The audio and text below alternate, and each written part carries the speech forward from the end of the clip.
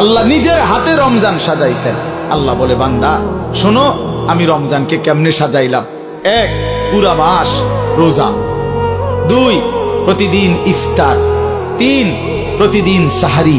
4, প্রতিদিন 20 রাকাত তারাবি। 5, শেষ দশকে এতেকাফ। 6, শেষ দশকের বেজর রাত্রিতে শবে কদর। এরপরে 7, একটা নফল একটা ফরজের সমান।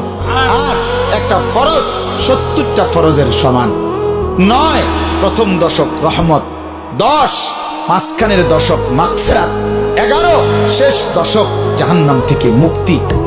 আল্লাহ বলেন, জান্নাতের দরজা খুলে দিলাম, জাহান্নামের দরজা বন্ধ করে দিলাম, সমস্ত শয়তানগুলোকে শেকলে বন্দী করে দিলাম, চারিদিক দিয়া গোলাইয়া সব গুছাইয়া বান্দা রাস্তা কেবল একটাই খোলা, দরজা কেবল একটাই খোলা।